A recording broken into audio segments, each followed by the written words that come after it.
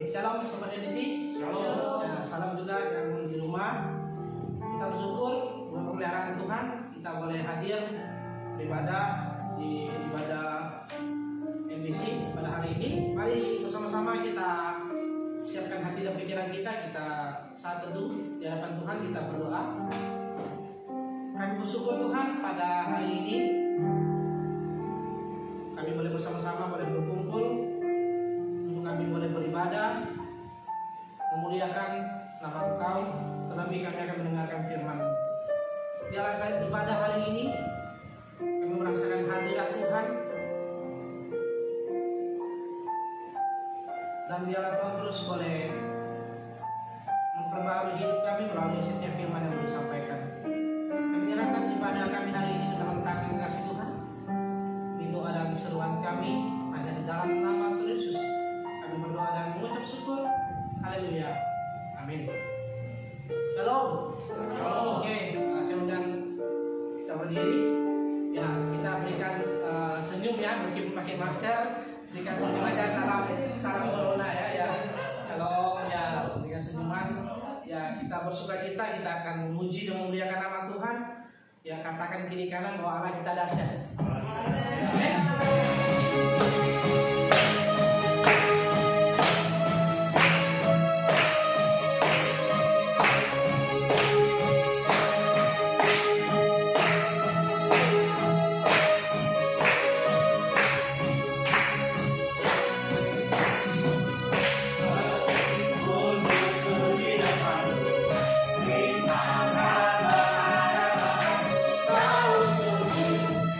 Engkau bersamaku.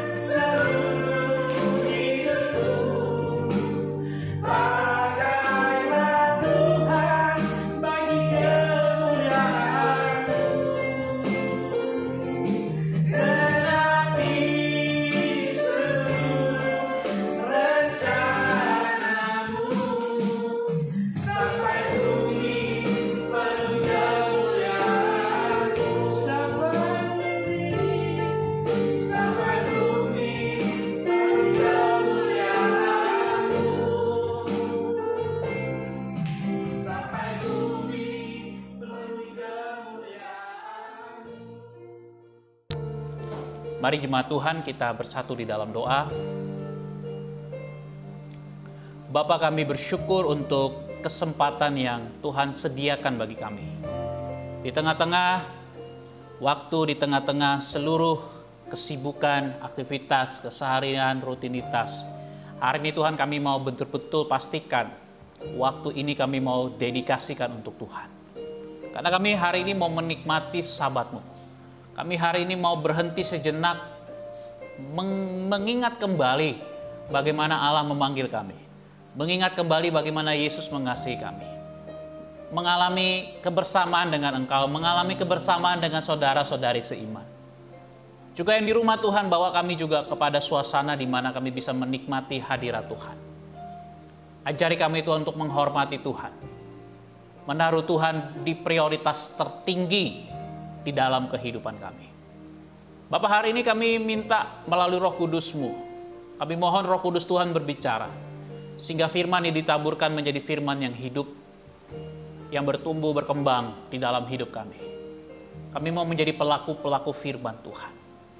Berikan kami hati Bapa, mampukan setiap kami untuk dapat mencerna kebenaran firman Tuhan ini.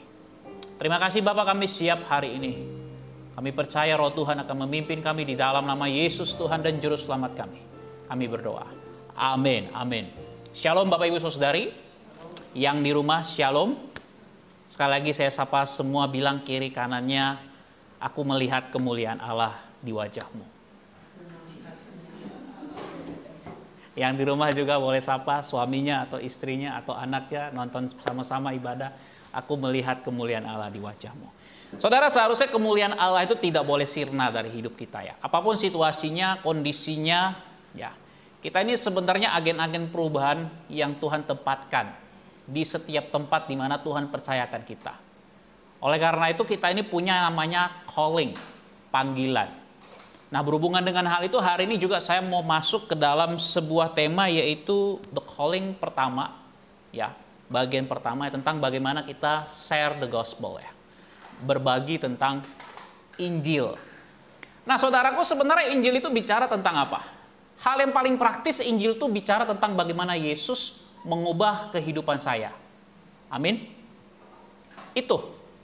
Orang selalu bertanya bagaimana sih cara saya memberitakan Injil. Betul nggak? Ya, orang selalu bertanya, boksu, pendeta, hamba, cuantau, bagaimana cara saya memberitakan Injil. Saya katakan hari ini secara sederhana Bapak Ibu Saudari. Memberitakan Injil itu adalah secara sederhananya Anda cerita tentang bagaimana Yesus mengubah hidupmu. Itulah cerita tentang Injil, kuasa Injil. Sebagaimana dikatakan oleh Paulus dalam kitab Roma 1 ayat 16, Injil itu adalah kekuatan Allah, dunamis, yang kemudian diadopsi untuk kata dinamit, punya daya ledak, punya pengaruh, punya dampak untuk seluruh aspek kehidupan manusia. Itu makanya Injil itu seharusnya memang membuat saya dan Anda itu mengalami yang disebut dengan transformasi hidup. Itulah bagian dari ketiga nilai Methodist Blessing Community. Kita mengalami transformasi hidup. Karena di dalam hidup kita ketika kita menerima Yesus sebagai Tuhan dan Juru Selamat kita secara pribadi. Di dalam kehidupan Anda dan saya itu ada kehidupan Yesus. Kita menjadi satu dengan anaknya. Kita menjadi satu dengan Yesus. Sehingga saya dan Anda itu mengalami perubahan hidup. Jadi perubahan hidup itu bukan karena Anda dan saya melakukan sesuatu, tidak. Tetapi itu datangnya pertama disentuh di dalam hati Anda dan saya melalui Sang Penebus, Sang Juru Selamat. Sehingga ada perubahan hidup. Itulah berita tentang Injil. Itulah sharing Injil yang sebenarnya menurut saya harus kita sampaikan. Makanya di dalam komsel kita, Methodist Blessing Community, saya punya kerinduan yang besar setiap jemaat Tuhan, aktivis, simpatisan Methodist Blessing Community itu seharusnya dia mau berani bersaksi. Karena saya percaya Anda semua, kita ini punya pengalaman dengan Yesus. Mungkin Anda berkata, boksu, pengalaman saya ya kecil lah. Tidak apa-apa. Yuk ceritakan yang kecil itu. Nanti Tuhan yang akan membuat itu memberi pengaruh yang besar bagi orang-orang yang mendengar. Amin. Amin. Bapak Ibu Saudari, saya punya satu kisah pengalaman bagaimana Injil mengubahkan itu begitu dahsyat. Dulu ada seorang teman saya, ya kerabatnya jauh, mengirim sebuah kalender. Biasanya kalau kita mau jelang Natal, tahun baru, butuh kalender baru. Dia kirim sebuah kalender. Kalender itu isinya gambar-gambar Tuhan Yesus dan ada ayat-ayat Alkitab. Jadi satu hari di bangku teologi ada seorang teman kami yang dia terpanggil melayani Tuhan. Pertobatannya itu sederhana. Waktu dia dalam keadaan kritis, waktu dia dalam keadaan depresi berat, waktu dia berpikir dia mau ambil jalan pintas, waktu dia mendongakkan kepalanya ke atas, dia baca tulisan ayat yang ada di kalender itu. Saya agak lupa apa tulisannya, tetapi itu ayat firman Tuhan. Waktu dia baca ayat firman Tuhan itu, Roh Kudus bekerja, lalu dia menangis. Di saat itulah untuk pertama kalinya dia mengalami jamahan Roh Tuhan. Dari situlah kemudian ceritanya, itulah titik balik hidup dia yang menghantar dia sampai dia kemudian mengambil keputusan untuk menjadi seorang full timer. Bapak Ibu Saudari coba lihat ya. Begitu sederhana ya. Nah Bapak Ibu Saudari, sehingga ketika kita bicara tentang membagikan Injil, tidak ada yang terlalu kecil. Ketika Anda dan saya membagikan berita Injil, tidak ada yang terlalu kecil. Tidak ada yang sebenarnya terlalu ribet bagaimana ya. Cukup bagikan pengalaman Anda dengan Tuhan. Ini yang menurut saya sangat penting. Nah pertanyaannya sekarang bagaimana pengalaman saudara dengan Tuhan? Nah itu yang kemudian nanti kita bisa lebih gali di dalam cell group kita. Ya, Anda dan saya perlu cerita pengalaman Anda. Karena saya percaya kalau kita bicara tentang pengalaman dengan Yesus, saya percaya itu rasanya tidak cukup hanya 1-2 kali. Saya percaya pengalaman lahir baru, lalu pengalaman berjalan dengan Tuhan sampai dengan hari ini jatuh bangunnya, saya percaya itu banyak sekali cerita yang Anda dan saya bisa sampaikan. Nah hari ini saya mengajak kita membuka Alkitab kita satu bagian dari Matius pasal 28 ayat 19 sampai 20. Matius pasal 28 ayat 19 sampai 20. Saya bacakan untuk jemaat semua juga yang di rumah. Ya, Matius 28 ayat 19 20. Karena itu pergilah, jadikanlah semua bangsa muridku, dan baptislah mereka dalam nama Bapa dan Anak dan Roh Kudus. Dan ajarilah mereka melakukan segala sesuatu yang telah kuperintahkan kepadamu. Dan ketahuilah, aku menyertai kamu senantiasa sampai kepada akhir zaman. Bapak Ibu Saudari, sharing Injil ini penting karena hal yang pertama yang saya mau garis bawahi ini adalah perintah Yesus. Ini adalah sebuah panggilan yang di dalamnya isinya adalah sebuah perintah. Sehingga panggilan memberitakan Injil itu bukan hanya tertuju pada hamba Tuhan secara full timer. Tetapi juga setiap jemaat juga dipanggil untuk membagikan Injil. Kepada siapa? Kepada orang-orang yang ada di sekitar Anda. Kepada orang-orang yang Anda jumpai. Kepada rekan bisnis saudara. Kepada orang tua saudara yang belum percaya Yesus. Kepada kenalan saudara yang belum jumpa dengan Yesus. Itu sebabnya Bapak Ibu Saudari, pemberitaan Injil dengan kesaksian hidup itu mempunyai koneksi yang sangat kuat. Karena kalau kehidupanmu belum mengalami Yesus, maka engkau akan sangat sulit untuk dapat memberitakan Injil. Karena tidak ada perubahan di situ. Nah Bapak Ibu Saudari, ketika kita bicara pemberitaan Injil, maka ini hal yang pertama yang harus menurut saya sangat prinsipil ketika kita bicara tentang sharing the gospel, ya, memberitakan Injil. Maka hal yang pertama yang perlu Anda dan saya ketahui, yang pertama Anda sendiri, saya sendiri harus mengalami kuasa Injil itu terlebih dahulu. Amin. Baru kita bisa cerita. Anda di sini pernah jualan, marketing? Siapa di sini yang orang marketing? Angkat tangan. Oh, angkat tangan. Ya. Lu enggak?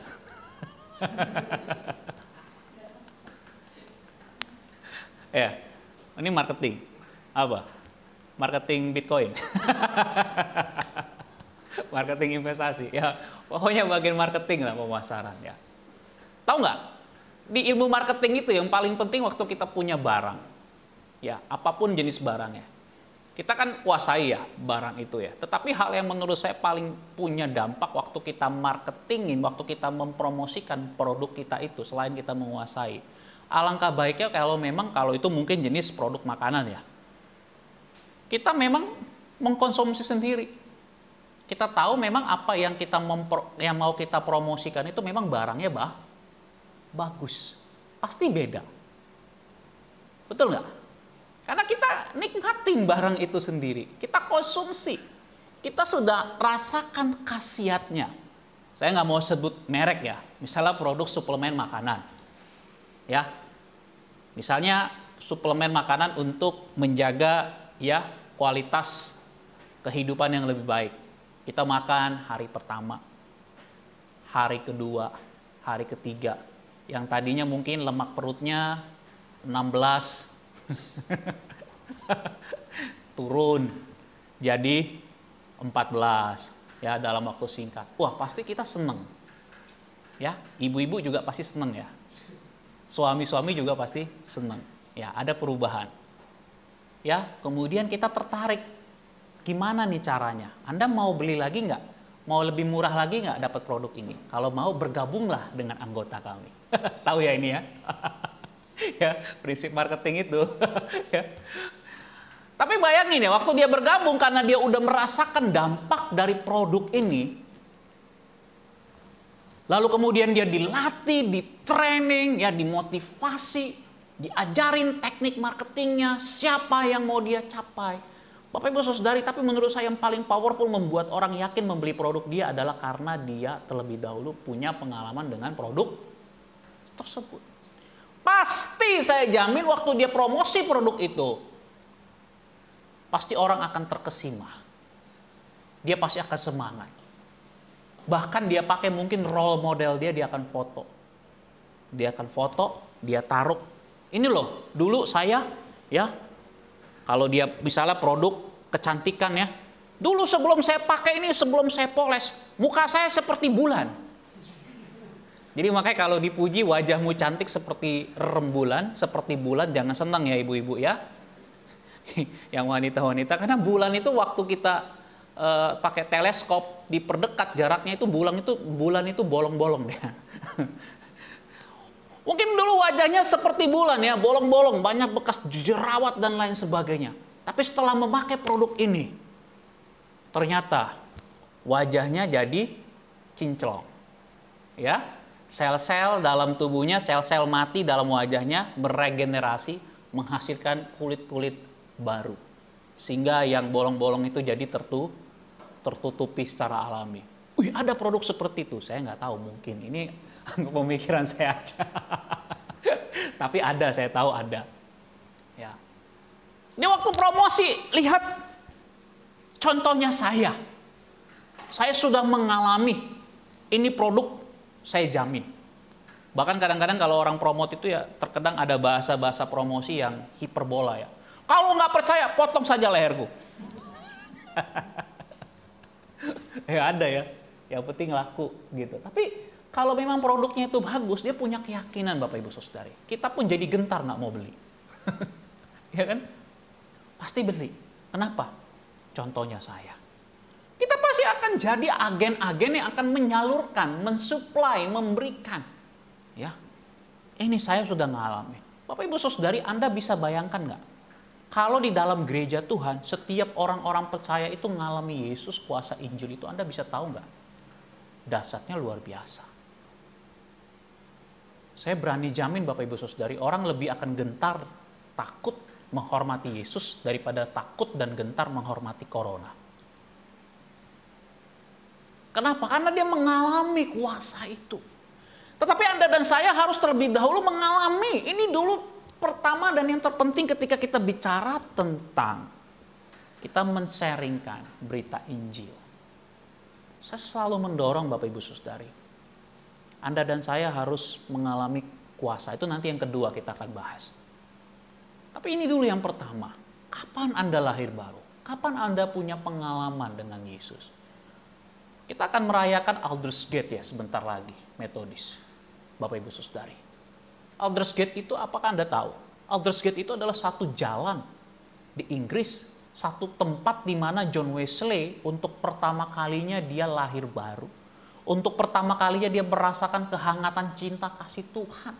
Untuk pertama kalinya dia di depan orang banyak mengaku dengan lidahnya ketika engkau pastor membacakan teks itu. Akulah yang dibilang teks itu orang berdosa itu. Dan seketika itu dia mengatakan apa? sesuatu yang hangat, menghangatkan hidupnya, sesuatu yang begitu luar biasa mengubahkan hidupnya. Padahal Bapak Ibu Saudari ketahui, sebelum peristiwa Aldersgate itu, bertahun-tahun sebelumnya, John Wesley sudah melayani Tuhan. Bertahun-tahun sebelumnya, John Wesley sudah belajar dididik di dalam keluarga pendeta. Ya, bertahun-tahun sebelumnya John Wesley sudah dimuridkan. Bertahun-tahun sebelumnya John Wesley dia menguasai bahasa Ibrani, Yunani, tulisan-tulisan Alkitab, penafsiran-penafsiran dan lain sebagainya. Tetapi Bapak Ibu Saudari, di Aldersgate itu justru John Wesley untuk pertama kalinya dia mengalami Tuhan. Dia bertemu dengan Tuhan. Saya mendorong Bapak Ibu Saudari dalam imanmu mengikuti Yesus. Harus kita selalu berdoa, Tuhan, apalagi yang hari ini Engkau mau bicara.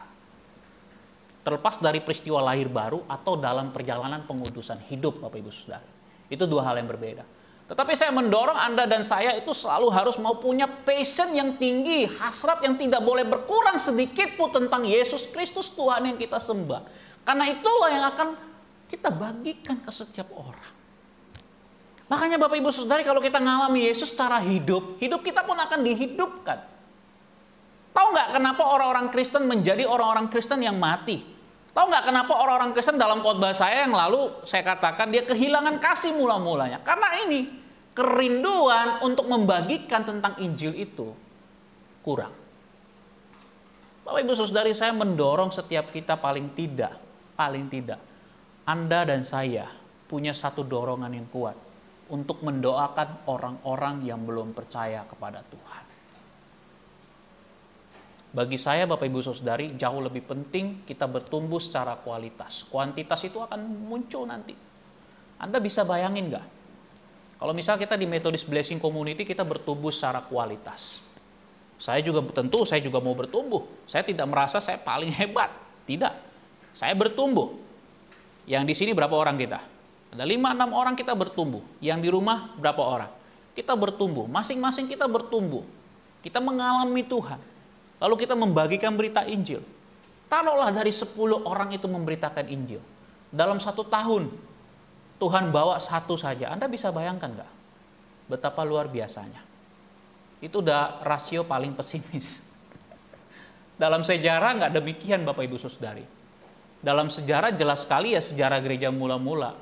Itu nggak demikian. Ribuan orang dibawa untuk bertemu dengan Tuhan. Kenapa?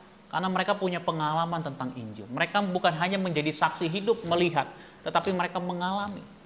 Bapak Ibu Saudari, dengan segala kerendahan hati saya mohon di antara kita semua, mari kita sungguh-sungguh lagi berdoa tentang hal ini. Ini dulu yang pertama ketika kita bicara tentang men-sharingkan berita Injil. Anda dan saya harus memiliki sebuah pengalaman tentang Injil. Anda harus mengalami tentang Injil. Lalu yang kedua Bapak Ibu Saudari, ketika kita diminta untuk mengajar, gereja Tuhan dipanggil untuk mengajar, memuridkan dan lain sebagainya. Ya, ketika kita mau men-sharingkan Injil itu yang kedua yang paling penting Bapak Ibu Saudari. Kita buka Kisah Rasul pasal 1 ayat 8. Minta tolong Cisiska bacalah. Kisah Rasul pasal 1 ayat 8. Yang di rumah juga boleh buka Alkitabnya. Ya, kalau ada. Masa nggak ada?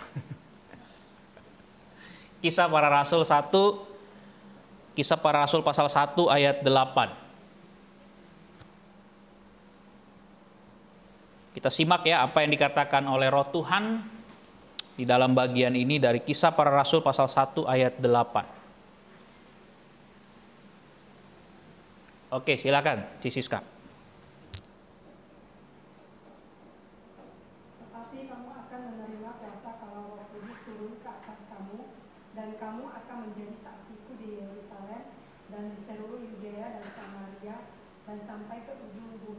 Amin. Kamu akan menerima kuasa. Ini yang kedua Bapak Ibu Saudari. Waktu kita mau sharing berita Injil, kita harus ingat kita men-sharingkan itu bukan hanya sekedar kita seperti tadi mempromosikan barang lah. Ya. Waktu kita men-sharingkan itu kita ada kuasa. Karena hanya kuasa Tuhan yang sanggup mengubah hati orang, Bapak Ibu Saudari. Hanya kuasa Tuhan. Saya teringat sekali Bapak Ibu Saudari, ada sebuah cerita di satu penjara ya. Itu kebanyakan gangster-gangster Meksiko, Amerika Latin di situ.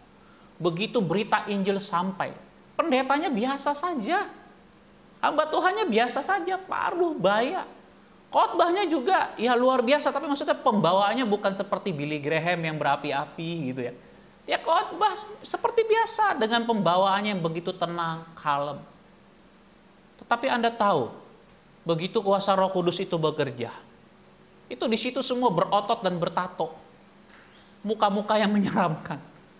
Dengan kasus-kasus narkoba, mafia narkoba, ya dengan kasus-kasus pembunuhan, pemerkosaan.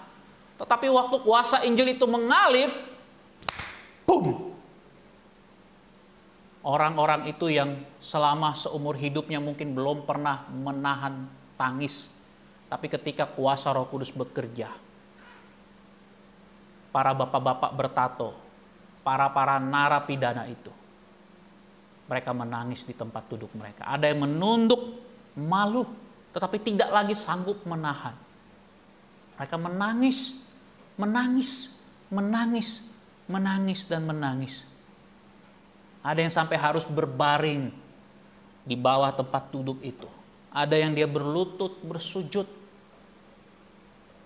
Saya bisa bayangkan orang-orang yang disebut sampah masyarakat itu. Mungkin di dalam hatinya mereka merasa begitu berdosa. Mungkin di dalam hatinya mereka begitu merasa terbuang. Tetapi bagi saya hal yang menarik, kenapa mereka mengalami tangisan? Karena mereka mengalami sentuhan Tuhan yang begitu hangat.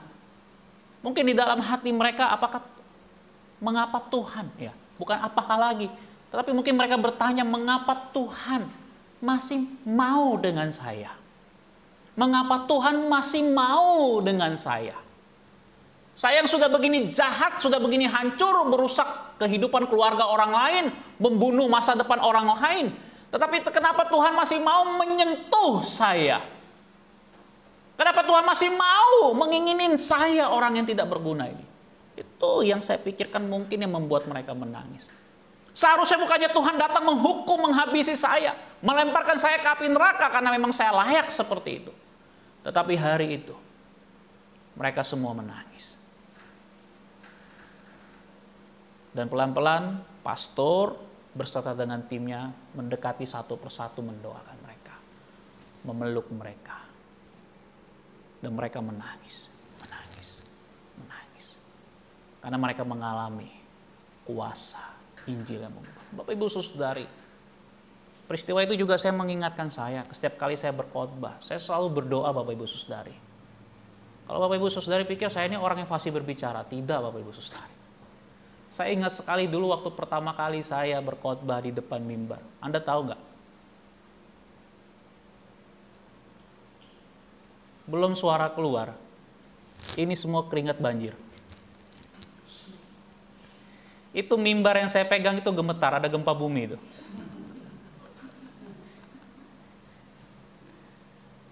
Saya terus ingat itu.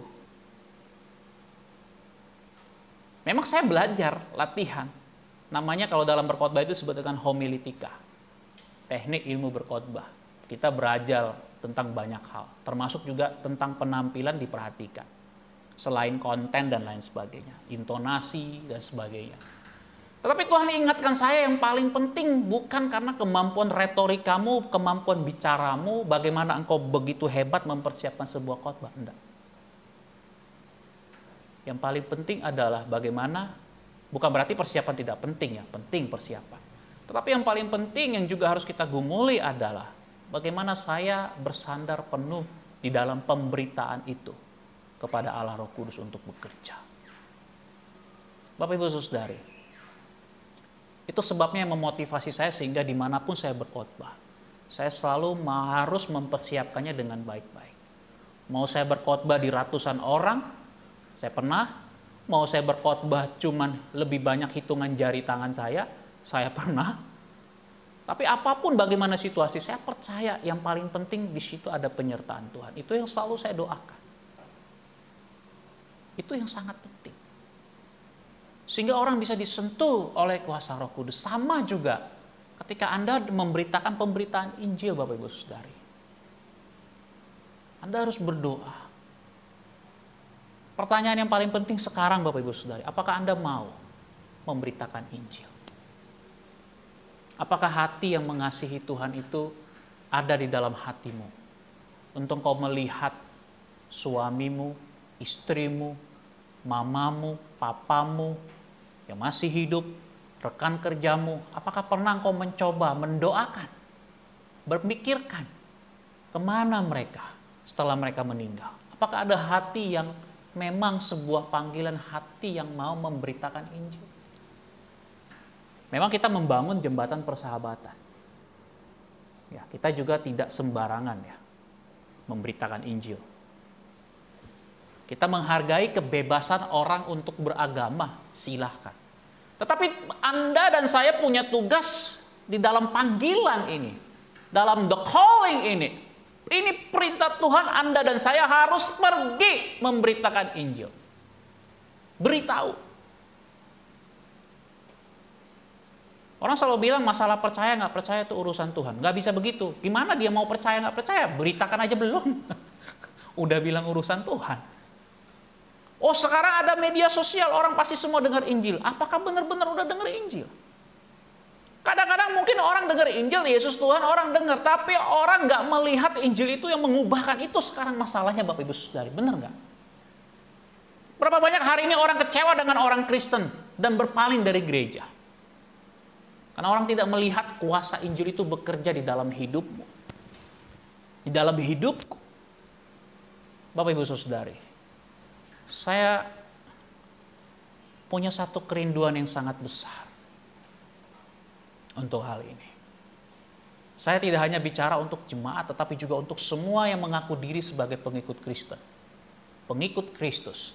Entah dia seorang pendeta, aktivis gereja, majelis, siapapun dia.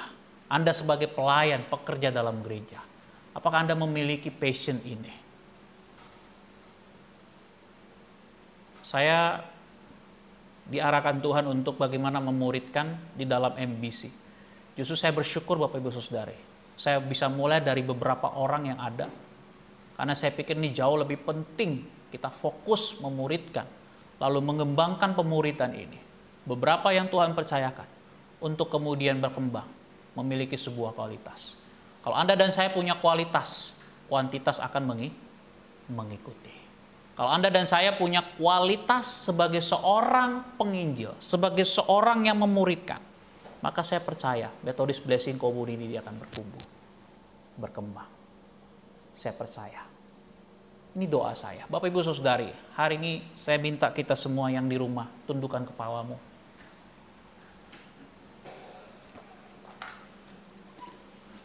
Saya mohon kita ambil waktu saat teduh di hadapan Tuhan. Pernahkah engkau berdoa untuk mamamu yang belum percaya Yesus? Pernahkah engkau berdoa untuk papamu yang belum percaya Yesus? Suamimu, istrimu, kokomu, cecemu, kakakmu, abangmu, keponakanmu, saudaramu. Pernahkah engkau berdoa untuk mereka? Yang di rumah saya juga mohon, sekalipun engkau bisa melakukan apa saja di rumah, tetapi tolong duduk sebentar. Yang di rumah duduk sebentar. Ambil waktu berdoa di hadapan Tuhan. Yang di sini juga ambil waktu berdoa di hadapan Tuhan. Kalau hari ini kerinduan kita untuk penginjilan sudah mulai berkurang. Minta kembali Tuhan, kasih aku belas kasihan-Mu. Kasih aku kembali Tuhan. Kalau kau merasa kuasa Tuhan kurang, tidak Bapak Ibu Saudari. Engkau tinggal minta kuasa Tuhan akan turun. Masalahnya adalah engkau mau atau tidak. Saya mendorong setiap kita berdoa. Engkau teringat ada sebuah gambaran muka, wajah, nama. Doakan orang itu. Berkati dia. Apapun hari ini yang Tuhan ingatkan di dalam hidupmu. Bapak Ibu Saudari yang di rumah juga. Engkau doakan. Minta Tuhan tunjukkan kemurahan-Mu. Selamatkanlah dia. Kalau ada di antara Bapak Ibu Saudari ketika mendengar berita ini juga bertanya, Tuhan apakah aku juga termasuk orang yang mau Engkau kasihi? Bapak Ibu Saudari, saya katakan Tuhan mengasihi Anda. Yang di rumah Tuhan mengasihi saudara. Kalau engkau datang, engkau tidak pernah ditolak. Siapapun yang datang kepada Yesus tidak pernah ditolak, tidak pernah dibuang. Dia menerima kita dengan kasih yang kekal. Dia mengasihi engkau, dia mengasihi saya. Kasihnya itu juga tertuju kepada setiap kerabatmu yang belum percaya kepada Tuhan. Rekan bisnismu, teman baikmu, sahabat baikmu, teman di sekolahmu, teman di tempat kuliahmu, pacarmu, siapapun itu juga yang belum percaya kepada Yesus. Doakan mereka. Doakan mereka. Kalau engkau belum pernah ambil waktu berdoa, doakan mereka. Ini sekarang saatnya. Saya berikan waktu ini untuk setiap Anda berdoa, berseru. Serukanlah kuat-kuat di hadapan Tuhan. Tangisilah jiwa mereka. Menangislah untuk jiwa mereka. Katakanlah kepada Tuhan Yesus, Tuhan Yesus, selamatkanlah popoku, selamatkanlah kokoku, selamatkanlah ciciku, selamatkanlah mamaku, amaku, semua siapapun saudaramu, temanmu, kerabatmu. Serukanlah kuat-kuat di hadapan Tuhan, selamatkanlah mereka Bapa. Belas kasihanlah untuk mereka, pamanku, tanteku. Serukanlah kuat-kuat dari dalam hatimu, selamatkan mereka Bapa. Selamatkanlah mereka Bapa. Doakan mereka, sebut nama mereka, panggil, mohon belas kasihan Tuhan. Yang kedua, kalau Anda mungkin bingung, bagaimana caranya saya mau bersaksi. Hari ini saya mau meminta Anda, kalau Anda mau, Tuhan akan berikan Anda kemampuan. Saya mau mendoakan setiap saudara dan juga yang di rumah. Bapa, kami berdoa dalam nama Yesus. Engkau menyertai setiap kami Bapa. Engkau memberikan kami kuasa. Memberikan kami kuasa.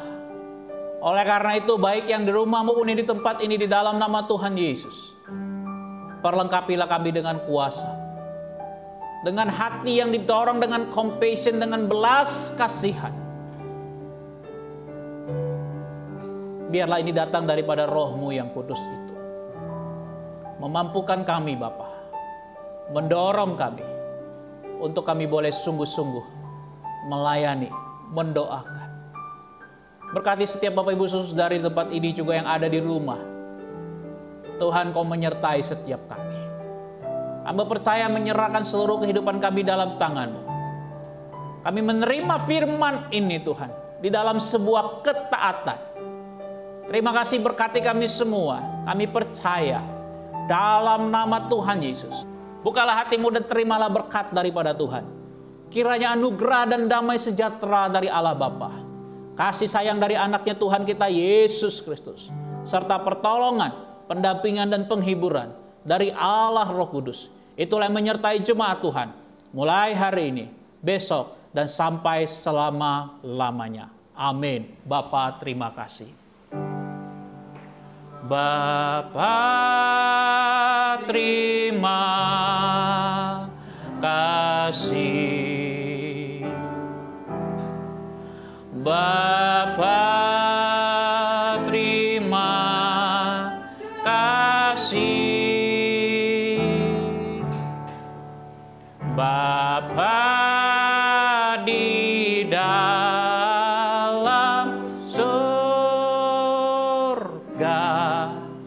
ku berterima kasih.